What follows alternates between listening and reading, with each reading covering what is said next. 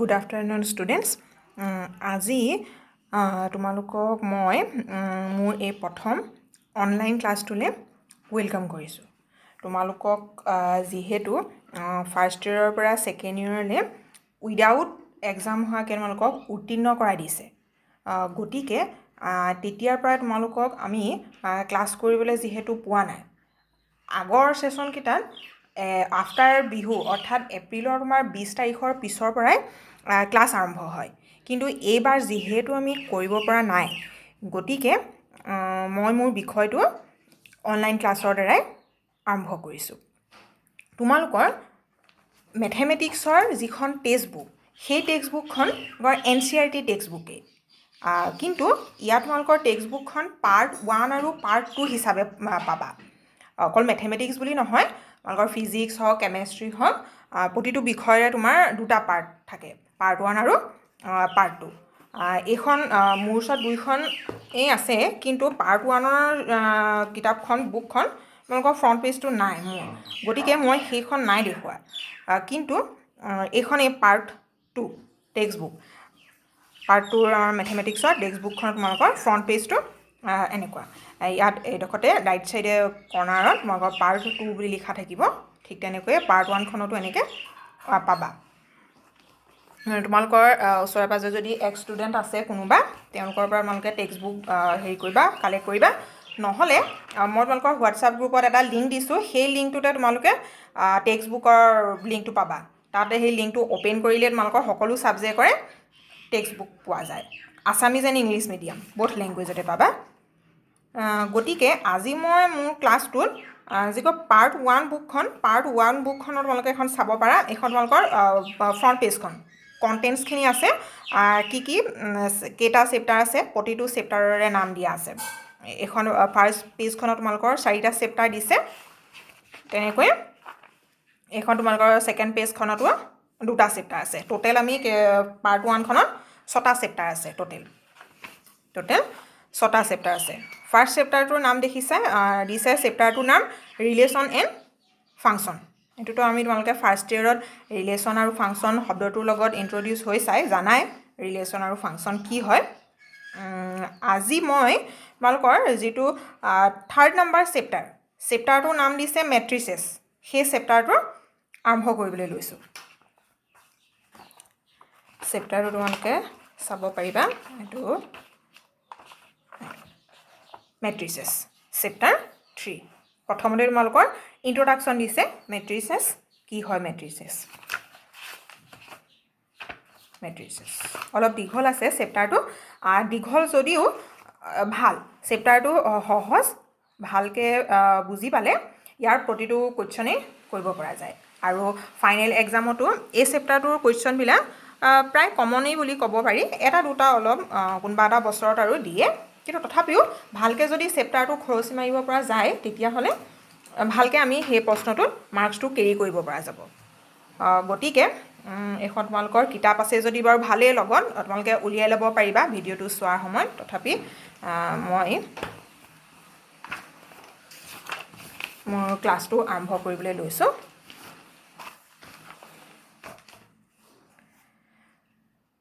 প্ৰথমতে তোমালোকক মই মেট্ৰিক্স ডেফিনেশ্যন, প্ৰথম মেট্ৰিক্সৰ ডেফিনেশ্যন। আচলতে তোমালোকৰ যিটো চেপ্টাৰটোৰ নাম দিছে যে মেট্ৰিচেছ, এইটো আচলতে তোমাৰ এটা ৱৰ্ডৰ তোমালোকৰ প্লুৰেল ফৰ্মহে। ছিংগুলাৰ ফৰ্মটো তোমাৰ একবচনত তোমাৰ মেট্ৰিক্স, MATRIX বুলি কোৱা হয়। এই মেট্ৰিক্সৰ প্লুৰেল ফৰ্মটোহে মেট্ৰিচেছ। এতিয়া প্ৰথমতে ডেফিনেশ্যনটো চোৱা কি কৈছে। A matrix is a rectangular arrangement of numbers or function. কি কৈছে, এটা মেট্ৰিক্সত আমি কি কৰোঁ, ৰেক্টেংগুলাৰ এৰেঞ্জমেণ্টত, অৰ্থাৎ আয়তাকাৰ আকৃতিত আমি এৰেঞ্জ কৰোঁ, অৰ্থাৎ সজাওঁ। কি সজাওঁ, যে নাম্বাৰ অৰ ফাংচন, কিছু সংখ্যক নাম্বাৰ বা ফাংচন আমি যদি ৰেক্টেংগুলাৰ এৰেঞ্জমেণ্টত ৰাখোঁ, তেতিয়া তাক আমি কি বুলি কোৱা হয়, মেট্ৰিক্স বুলি কোৱা হয়। The numbers or functions are called element of the matrix. সেই মেট্ৰিক্সটোত আমি যিখিনি নাম্বাৰেই হওক বা ফাংচনেই হওক ইনক্লুড কৰোঁ সেইবিলাকক কি বুলি কৈছে মেট্ৰিক্সটোৰ এলিমেণ্ট বুলি কোৱা হয় and a matrix can be denoted by English capital letters English লেটাৰৰ কেপিটেল লেটাৰৰ দ্বাৰা আমি এটা মেট্ৰিক্স চিহ্নিত কৰিব পাৰি ফৰ এক্সাম্পল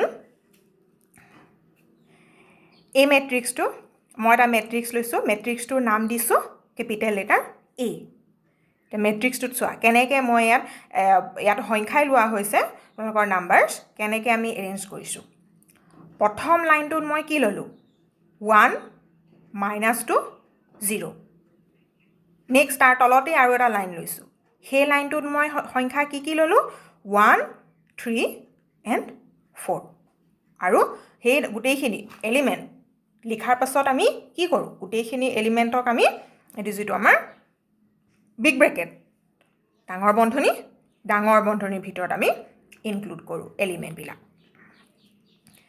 এতিয়া তোমালোকে যদি চোৱা ইয়াত আমাক ডেফিনেশ্যনতে কি বুলি কৈছিলে যে নাম্বাৰে হওক বা ফাংচনবিলাকক আমি কেনেকৈ সজাওঁ এটা ৰেক্টেংগুলাৰ এৰেঞ্জমেণ্টত তাৰমানে এটা আমি ক্ৰমত সজাওঁ কিন্তু সেই ক্ৰমটোনো কি ক্ৰমটো কথালৈ আহা তোমালোকে যদি ভালকৈ যদি মেট্ৰিক্সটো মন কৰা এই যিটো আমাৰ প্ৰথম যিটো পথালীয়া line that means horizontal line এইটো হৰাইজেণ্টেল লাইন সেই horizontal lines are called rows এতিয়া এই মেট্ৰিক্সটোত আমি কেইটা ৰ' দেখিছোঁ this is first row' and this is second row' আৰু প্ৰতিটো ৰ'তে বেলেগ বেলেগ এলিমেণ্ট আছে ছেইম এলিমেণ্টো থাকিব পাৰে কিন্তু এই এক্সাম্পলটো তোমাৰ দুইটা ৰ'তে তোমাৰ বেলেগ বেলেগ ফাৰ্ষ্ট ৰ' has 1 -2 and 0 and the second row has 1 3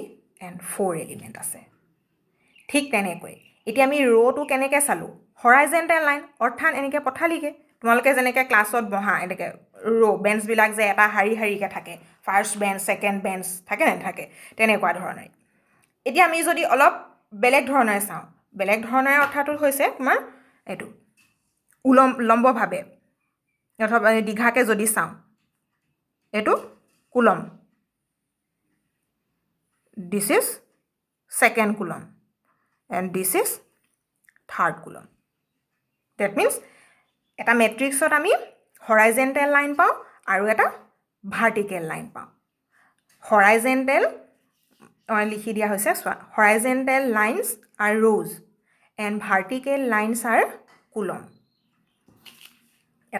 অৰ্থাৎ এটা মেট্ৰিক্সত তোমাৰ বেলেগ বেলেগ সংখ্যকো ৰ' থাকিব পাৰে বা কুলমো থাকিব পাৰে এতিয়া বি এক্সাম্পল বি মেট্ৰিক্সটোত মন কৰা তোমালোকে এই বি মেট্ৰিক্সত মই কি কৰিছোঁ কেইটামান মই ট্ৰিগন'মেট্ৰিক ফাংচন ল'লোঁ তলৰ লাইনটোত চোৱা cos x আৰু tan x এই দুটা আমাৰ ট্ৰিগন'মেট্ৰিক ফাংচন আকৌ ওপৰত যিকেইটা আমি ফাংচন লৈছোঁ x স্কুৱেৰ প্লাছ 1 এইটো আমাৰ এলজেব্ৰিক ফাংচন আৰু ইফালে লাষ্টৰ ফালে লৈছোঁ মই 4 আৰু 2 ইয়াতো ঠিক একেই আগৰ আমাৰ এই এক্সাম্পলটোৰ দৰে এই মেট্ৰিক্সৰ দৰে ইয়াতো আমাৰ এটা দুটা ৰ'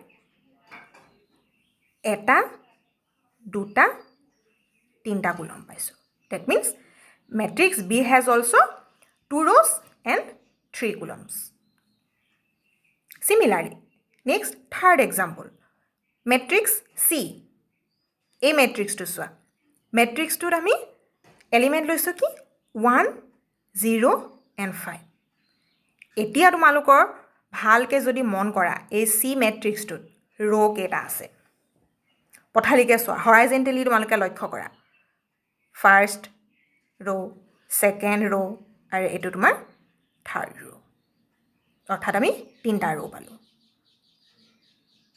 কুলম লম্বভাৱে যদি চোৱা ভাৰ্টিকেলি যদি চোৱা এইটো এটাই ৰ' আছে তাৰমানে আমাৰ চি মেট্ৰিক্সত কেইটা ৰ' পালোঁ আমি 3 rows and 1 কুলম ধৰিব পাৰিছানে তোমালোকে এটা মেট্ৰিক্সৰ ৰ' আৰু কুলমটো আমি কেনেকৈ আমি চিহ্নিত কৰিব পাৰি ইয়াত তলত লিখি দিয়া হৈছে তোমালোকৰ যিকেইটা মই মেট্ৰিক্স দিলোঁ সেই প্ৰতিটো মেট্ৰিক্সতে কেইটা ৰ' আছে কেইটা কুলম আছে এনেকৈ matrix A has 2 rows and 3 columns. Similarly, C has 3 rows and 1 column. এতিয়া তোমালোকে প্ৰথম কি গম পালা যে মেট্ৰিক্স কি হয় ৰেক্টেংগুলাৰ এৰেঞ্জমেণ্টত আমি মেট্ৰিক্সত আমি নাম্বাৰেই হওক বা ফাংচনেই হওক ৰেক্টেংগুলাৰ এৰেঞ্জমেণ্টত আমি সজাওঁ বা লিখোঁ আৰু ইটছ নাম্বাৰছৰ ফাংচন আৰ কল এলিমেণ্টছ তেনেকৈ আমি যেতিয়া আমি মেট্ৰিক্স সজাবলৈ শিকিলোঁ লিখিবলৈ শিকিলোঁ তাৰ পাছতে আমি কি গম পালোঁ ৰ' আৰু কুলমৰ বিষয়ে গম পালোঁ সেই ৰ' আৰু কুলমৰ বিষয়ে জনাৰ পাছতেই আমি এটা নতুন কথা জানিব পাৰিম যে মেট্ৰিক্সটোৰ অৰ্ডাৰ কি হয় order of A matrix that means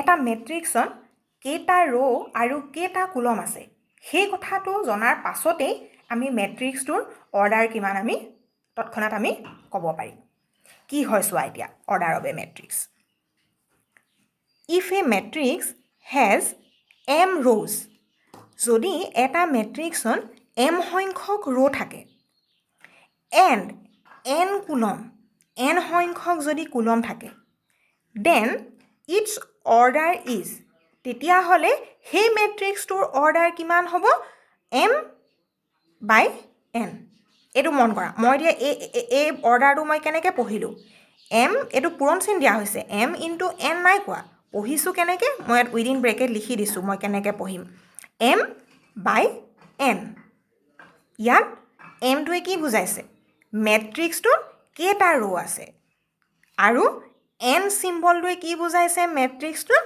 কেইটা কুলম আছে সেই কথাটো আমাক এইটোৰ জৰিয়তে আমি জানিব পাৰোঁ ফৰ এক্সাম্পল মই এটা মেট্ৰিক্স লোৱা হৈছে মেট্ৰিক্সটো তোমালোকে মন কৰা এই মেট্ৰিক্সত তোমাৰ 1 0 1 আৰু ছেকেণ্ড লাইনটো তোমাৰ 3 2 -1 তাৰমানে আমি অৰ্ডাৰটো লিখাৰ আগতে মেট্ৰিক্সটোত আমি জানিব লাগিব যে কেইটা ৰ' আৰু কেইটা কুলম আছে সেই কথাটো কিন্তু আমি প্ৰথমতেই জানিব লাগিব এতিয়া আমি যদি ৰ' চাবলৈ যাওঁ কেইটা ৰ' আছে তোমালোকে ৰ' নিৰ্বাচন কৰি পেলাই সদায় হৰাইজেণ্টেলি লক্ষ্য কৰিবা হৰাইজেণ্টেলি ন'টিছ কৰিবা এতিয়া ইয়াত হৰাইজেণ্টেলি যদি আমি পথালিকে চাবলৈ যাওঁ এইটো এটা ৰ' ফাৰ্ষ্ট ৰ' আৰু এইটো আমাৰ ছেকেণ্ড ৰ' মই ইয়াত মাৰ্ক কৰি দেখাই দিছোঁ ৰ' কোনটো এইটো ফাৰ্ষ্ট ৰ'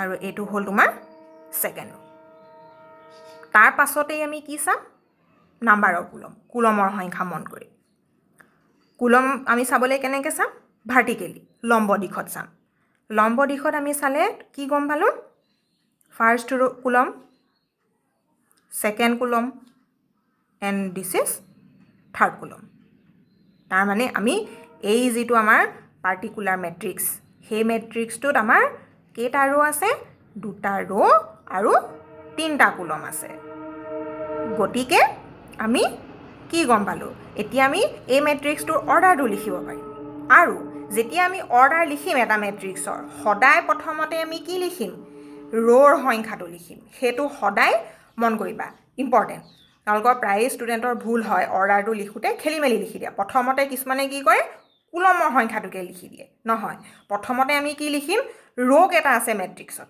number of columns number of rows এতিয়া আমাৰ এই মেট্ৰিক্সত নাম্বাৰ অফ ৰ' কেইটা আছে 2টা আমি দেখিলোঁ বাই মানে পূৰণ চিন দিবা তাৰ পাছতে আহিব নাম্বাৰ অফ কুলমৰ সংখ্যাটো কেইটা কুলম আমি গম পালোঁ কেইটা কুলম আছে মেট্ৰিক্সটো 3টা কুলম আছে তাৰমানে আমাৰ এই মেট্ৰিক্সটোৰ অৰ্ডাৰ কিমান হ'ল 2/3 এনেকৈও লিখিব পাৰি তলত তোমালোকৰ মেট্ৰিক্সটো দিয়া থাকিব তলতে অৰ্ডাৰ ইকুৱেল টু ইমান বুলি লিখিব পাৰা নহ'লে এইটো যিটো চোৱা আমাৰ ৰাইট ছাইডে মই এইটো লিখি দেখাইছোঁ মেট্ৰিক্সটো লিখি এই যিটো আমাৰ এই পৰ্চনটোত এই পজিশ্যনটোত অৰ্থাৎ এই ৰাইট ছাইডে তলৰ কৰ্ণাৰটোত আমি তলৰ ষ্ট্ৰোকটোত আমি এনেকৈ অৰ্ডাৰটো লিখিব পাৰোঁ এইটো মেট্ৰিক্সৰ অৰ্ডাৰটো লিখিলোঁ 2/3 তেনেকৈ তোমালোকৰ এই মেট্ৰিক্সৰ যিটো ডেফিনেশ্যন দিয়াৰ পাছতেই মই যিকেইটা তিনিটা মেট্ৰিক্স দিছিলোঁ সেই তিনিওটা মেট্ৰিক্সৰে তোমালোকৰ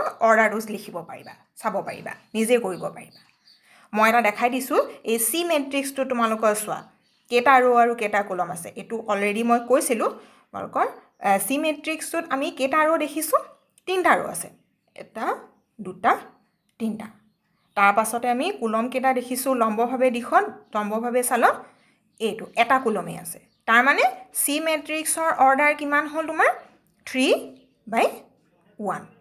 আৰু সদায় এটা কথা মনত কৰিবা, মই ৰিপিট কৰিছোঁ যে এটা মেট্ৰিক্সৰ অৰ্ডাৰটো লিখোঁতে সদায় first number of rows, after that number of column, তাৰ পাছতেই আমি নাম্বাৰ অফ কলম কেইটা আছে লিখিব পাৰোঁ। এইটো এতিয়া এইকেইটা যিকেইটা মই তোমালোকক তিনিওটা মেট্ৰিক্স দিছোঁ সেই তিনিওটা মেট্ৰিক্সৰে মই অৰ্ডাৰ প্ৰতিটো এলিমেণ্টৰে অৰ্ডাৰটো মই লিখি দিছোঁ। এই মেট্ৰিক্সৰ অৰ্ডাৰ 2/3। তাৰমানে অৰ্ডাৰটোৰ পৰাই আমি গম পাব পাৰিম যে মেট্ৰিক্সটোত কেইটা ৰ' আৰু কেইটা কলম আছে। এই মেট্ৰিক্সটোত আমাৰ 2টা ৰ' আছে আৰু 3টা কলম আছে। এতিয়া মেট্ৰিক্সটো নেদেখাকৈ ক'ব পাৰিম যে অৰ্ডাৰটো 2/3। আৰু অৰ্ডাৰটো জনাৰ পাছতেই আমি আৰু এটা কথা গম পাওঁ যে কি মেট্ৰিক্সটোত টোটেল কেইটা এলিমেণ্ট আছে। ডেট মিনছ এই মেট্ৰিক্সটোৱে যদি চাবলৈ যাওঁ, এই মেট্ৰিক্সত আমাৰ কেইটা এলিমেণ্ট আছে, 2 3 6 এলিমেণ্ট। তোমালোকে চাব পাৰা, এইটো চোৱা এই মেট্ৰিক্সটো 1 2 3 4 5 and 6। টোটেল আমাৰ এই মেট্ৰিক্সটোত কেইটা এলিমেণ্ট পালোঁ, আমি 6টা এলিমেণ্ট পাইছোঁ। তেনেকৈ আমি এটা মেট্ৰিক্সটোৰ অৰ্ডাৰটো জনাৰ লগে লগেই আমি টোটেল কেইটা এলিমেণ্ট আছে আমি সেইটো জানিব পাৰোঁ। এনেকৈ বি মেট্ৰিক্সতো আমি 6টা এলিমেণ্ট দেখিছোঁ আৰু চি মেট্ৰিক্সতো আমি এলিমেণ্ট কেইটা পাইছোঁ, 3টা এলিমেণ্ট। আমি এলিমেণ্ট কি আছে, এলিমেণ্ট কেইটানো কি সেইটো আমি নাজানো, কিন্তু অৰ্ডাৰ জনাৰ পাছত টোটেল নাম্বাৰ অফ এলিমেণ্টছ কিমান আছে মেট্ৰিক্সটোত সেই কথাটো কিন্তু আমি জানিব পাৰোঁ। যিহেতু বৰ বেছি দীঘলীয়া নাই কৰা তোমালোকৰ মই ভিডিঅ'টো, প্ৰথমতেই তোমালোকৰ ডেফিনেশ্যন দিলোঁ আৰু মেট্ৰিক্সৰ লগতে জড়িত আমি এটা টপিক পালোঁ তোমালোকৰ অৰ্ডাৰ অফ এ মেট্ৰিক্স। গতিকে তোমালোকৰ টেক্সট বুক আছে যদি ভালকৈ অলপ এইখিনি পঢ়িবা কিতাপখন। আৰু মোৰ ভিডিঅ'টোতো যদি কিবা নুবুজা আছে তৎক্ষণাৎ তোমালোকে গ্ৰুপত টেক্সট কৰিবা, নহ'লে মোক ফোন কৰিলেও হ'ব যে মেম মই এইখিনি এডোখৰ বুজি পোৱা নাই। কিন্তু তোমালোকে এই ভিডিঅ'টো চাই মোক অলপ হেৰি কৰিবা, ফিডবেকটো দিবা কেনেকুৱা কি হ'ল, তেতিয়াহে মই নেক্সট ভিডিঅ'টো দিওঁতে তাৰমানে সেইখিনি আৰু অলপ কথাখিনি য'ত ভুল হ'ল সেইখিনি মই মেনশ্যন কৰিব পাৰিম, শুদ্ধ কৰিব পাৰিম, কাৰেক্ট কৰিব পাৰিম। এতিয়া তোমালোকৰ যিহেতু মই এতিয়া অৰ্ডাৰ অফ এ মেট্ৰিক্সটো পঢ়ালোঁ, গতিকে মই এটা হোমৱৰ্ক দিছোঁ যে right the order of the following. 2টা মেট্ৰিক্স চিম্পুল মেট্ৰিক্স দিয়া হৈছে, সেই 2টা মেট্ৰিক্সৰে মোৰ অৰ্ডাৰকেইটা লিখি দিবা। প্ৰতিজন ষ্টুডেণ্টে এই কুৱেশ্যনটো কৰি মোক গ্ৰুপত আপলোড কৰিবা তোমালোকৰ নিজৰ আনচাৰটো, তেতিয়াহে মই গম পাম মানে তোমালোকে কি বুজিছা কি নাই বুজা। বৰ বেছি দীঘলীয়া নাই কৰা বাৰু, হ'ব আজি এই ভিডিঅ'টো ইমানতে ষ্টপ কৰিছোঁ আৰু নেক্সট ভিডিঅ' মই দি থাকিম। খালি তোমালোকে এইখিনি ভালকৈ চাবা আৰু এই যিটো কিন্তু মই লাষ্টত যিটো কুৱেশ্যনটো দিলোঁ সেই কুৱেশ্যনটো কৰি কিন্তু মোক প্ৰত্যেকজন ষ্টুডেণ্টে কিন্তু মোক আপলোড কৰিব লাগিব গ্ৰুপত। ঠিক আছে, থেংক ইউ।